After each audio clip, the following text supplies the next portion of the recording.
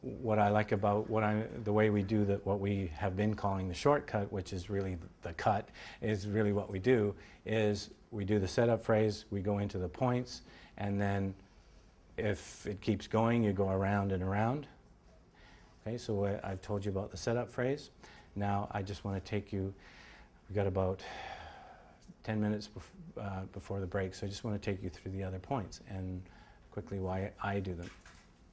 So once we've done this, and in the basic EFT training, you would do these things 3 times, probably, well, I don't know why, but I feel I trust you, and I trust myself, so we're tapping through that, and then we go to the points. So I start with the crown. They're in some of my charts, or the acupuncture charts from Chinese medicine, there's like a little diamond there near the, and that's not really the crown, it's the top. If you drew a line from the top of one ear over, this would be the Mickey Mouse effect, and it's right in there. So I use a few fingers like that, and I just tap in there. Some people like to tap around, some people do whatever, but I start at the top and I work down. That's, so it's not the absolute top? No, it's from your ears over. And not, because the crown would be different for some people, but it's really the top of the head. Mm-hmm. Sort of where the fontanelle, but above that, not right on the fontanelle. Yeah, I would say the fontanelle is like the crown. Yeah, as I say, if you're not sure, doing a straight line here and tapping there. It looks funny, and it's probably not the thing to be doing on the freeway, unless you want to change lanes, and then people are going to go, look out for the crazy lady, and then you'll be able to, thank you.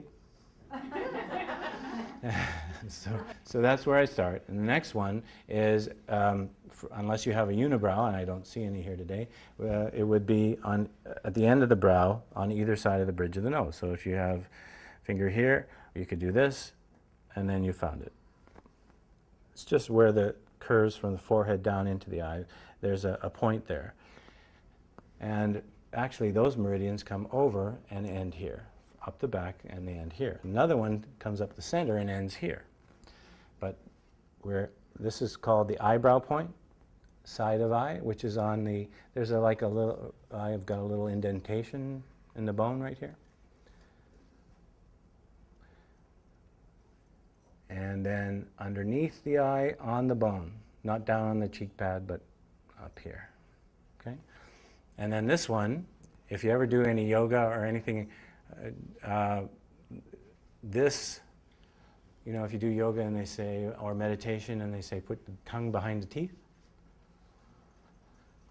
you're actually joining this meridian that comes here and this one, and now you're creating the flow, or one way or another, whichever you're breathing, right? So that's the next one. And they're on the gum line, not just on the teeth, but on the gum line, and not on the chin down here, but in there. Yeah. Okay? Are you on the bone here? Yes. There's a little, not back on the temple. No, yeah. Yeah. It's just a little indentation. In this direction? Hmm? Could you do the brow Yeah. in this direction? Yeah. So it's over to the side a little? Yeah, it's not on the bridge, it's just like a finger's width over. Okay. Yeah. One. You know, it's like the Three Stooges. You just... You can do that. You can do this. Okay? Yes? So after this was this? Under the eye? Under the eye. Yeah. And right under the pupil, and it's on the bone too, not down on the cheek. We're going down. So the next one is here. And then the next one is a little harder to find because it's the collarbone point as opposed to the sore spot. Okay, the sore spot is further out here, but the collarbone point for the tapping is, I don't know if you can see on me, there's the collarbone, joins the sternum, and if I move up and down, I can feel the little ball joint there. So if you bring your finger, just let it slide off, that's where it is. Now you can tap with an open hand like this, so you're getting, and you can tap with a hand like this, where you're doing the thymus thump at the same time you're doing the tapping, which, let's get the benefits. Okay? Below the knob of the Mhm. collar. Yes, if you put it on the little knob there and then let it slide off in there.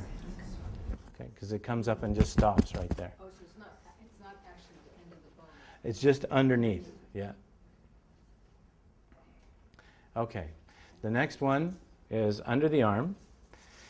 And women tend to, not all, but many women tend to have a sign there because it's where your bra strap would be.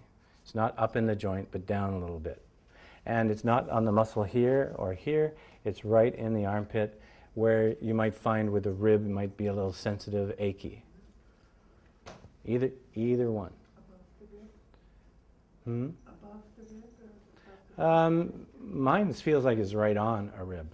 Like if you press against a bone, you could get a ouch, yeah. So for most of us, and here's what I was saying: when energy stops, imagine. Okay, I just want to do this last point for me.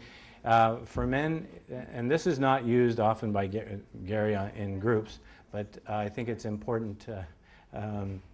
This is the liver point on the large intestine. For men, it's about an inch below the nipple on the rib.